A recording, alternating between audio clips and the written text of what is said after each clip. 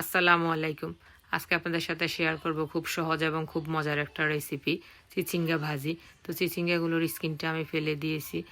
এখন চিচিঙ্গাগুলোকে আমি ধুয়ে কেটে নিয়েছি আর মাঝখান থেকে বিচিগুলোও ফেলে দিয়েছি।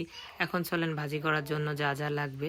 তো এখানে আমি কিছু চিংড়ি মাছকে একটু ছোটো করে কেটে নিয়েছি। এখানে কিছু কাঁচামরিচ কেটে নিয়েছি, ধনিয়া পাতা কুচি, পেঁয়াজ কুচি, টমেটো কুচি আর এখানে হাফ চা চামচ রসুন বাটা। তো সব কিছু নেওয়া হয়ে গেলে চলেন এবার রান্নাতে চলে যাই। তা আমি এখানে চুলায় একটা প্যান বসিয়ে দিয়েছি। প্যানটা গরম হয়ে আসলে এখন এখানে দিয়ে দিচ্ছি রান্নার রেগুলার তেল। আর তেলটা একটু গরম হয়ে আসলে এখন দিয়ে দিচ্ছি পেঁয়াজ কুচি। পেঁয়াজ কুচিগুলোকে তেলের সাথে একটু হালকা করে ভেজে নিব। তো পেঁয়াজ কুচিগুলো একটু ভাজা হয়ে আসলে এখন এখানে দিয়ে দিচ্ছি আমি চিংড়ি মাছগুলো। তো চিংড়ি মাছগুলো দেওয়া হয়ে গেলে এখন দিয়ে দিব এখানে পরিমাণ মতো কিছু লবণ। লবণ দেওয়া হয়ে গেলে এখন চিংড়ি মাছগুলোকেও আমি একটু হালকা করে ভেজে নিব। আর চিংড়ি মাছ একটু বেশি ভাজা হলে অনেক সময় দেখা যায় যে রাবারি রাবারি হয়ে আসে, তাই চিংড়ি মাছগুলোকে একটু হালকা করে ভেজেছি। আর এখন এখানে দিয়ে দিচ্ছি অল্প পরিমাণে হলুদের গুঁড়া আর অল্প পরিমাণে জিরা গুঁড়া। তো এগুলো দেওয়া হয়ে গেলে একটু ভালো করে নেড়ে চেড়ে মিশিয়ে নিচ্ছি। এখন এখানে দিয়ে দিব অল্প করে রসুন বাটা। আর রসুন বাটাটা দেওয়া হয়ে গেলে আবার একটু ভালো করে নেড়ে চেড়ে মিশিয়ে নিচ্ছি। আর এখন এখানে দিয়ে দিব একটু বেশি পরিমাণে কাঁচামরিচ কুচি। যেহেতু এখানে কোনো গুঁড়ামরিচ দেওয়া হয়নি, তাই ভাজিতে একটু কাঁচামরিচ বেশি দিলে ভালো লাগে। তো দেওয়া হয়ে গেলে এখন আমি একটু ঢেকে দিচ্ছি সিদ্ধ হওয়ার জন্যে।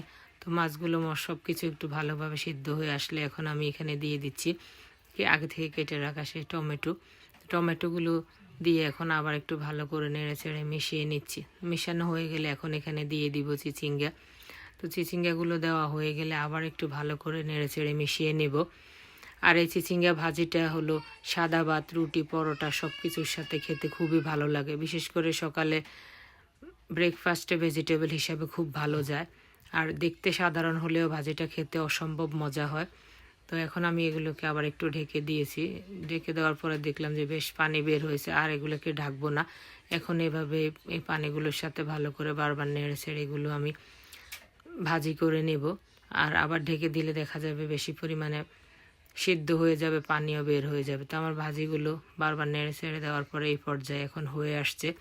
এখন আমি এখানে দিয়ে দিচ্ছি কিছু ধনিয়া পাতা কুচি।